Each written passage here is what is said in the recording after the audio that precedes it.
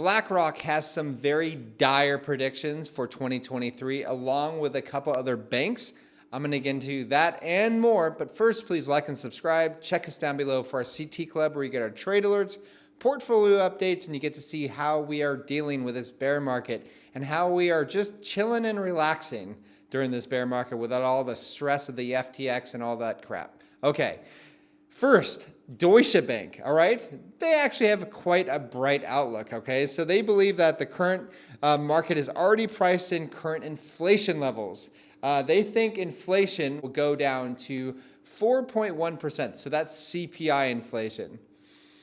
And you know how I feel about that. That's fake inflation numbers, okay? This is the government's way of throwing out inflation numbers so that it doesn't panic the population, because real inflation numbers are in the double digits easy, okay? So, but right now, inflation CPI is 7.1%. They're thinking 4.1%. They think if inflation continues to decline, that equities could do really well. So yeah.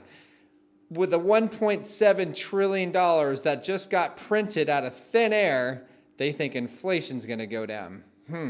Okay, so next up, you have JP Morgan. They're not so bullish, okay? They say a bad year for the economy, a better year for markets. Okay, fine. But don't worry about a housing crash. That's not going to happen, okay? Home prices will be supported by the limited stock in housing, not inflation.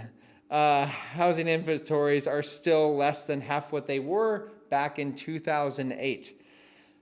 Next up, BlackRock. Okay, so why am I so interested in BlackRock? Well, they have over $10 trillion in assets under management, okay? That's huge, okay? Consider this. That's 1/3 of the national debt in the US that they are managing, okay? So they say the Great Moderation, the 4-decade period of largely stable activity and inflation is behind us. The new regime of greater macro and market volatility is playing out. They also say that they don't expect the bull markets of the past to return. Equities, especially growth, have much further to fall, and get used to living with long-term inflation above 2%. I mean, we've been living with over 2% since what? 1971, since Nixon took the U.S. off the gold standard. So yeah, it's been rising dramatically because of all the currency printing that's going on. But none of these banks tell you about that. They just go, okay, it's this or it's that, but they don't want to tell you about the Federal Reserve, right?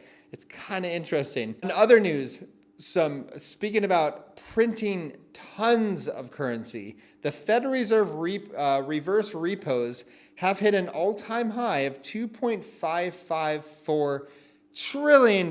This is overnight repos, right? So this is banks throwing cash to and from each other. And what that does, it gives a false sense of liquidity. So they're faking liquidity. They know what they're doing. It's all a game.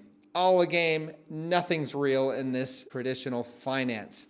Okay, next up, you have Elon Musk, and he is the first person to ever lose $200 billion. Now, I don't know. I think there's people in the past that have lost the equivalent inflation-adjusted $200 billion, but yes, during modern times, he is the first person to lose that much money. Ouch. But you know what? He can gain that all back with one bull market. So let's see. So with the reverse repos, you know what? There's going to be more shenanigans happening in 2023. Get used to it. This should be absolutely normal for you guys to understand. They're printing tons of currency. There's going to be tons of inflation. The reverse repos are going to continue on growing in number. I think that's going to bode very well for Bitcoin and cryptos, because Bitcoin thrives during monetary inflation, and that's what you're going to experience in 2023 and 2024. But, you know, a lot of people are against me saying, oh, we got much further to go. Whatever, I don't care. I am accumulating, okay? I've been doing this for a while now, and I'm not going to stop. Anyways, that's all I have. Talk to you soon.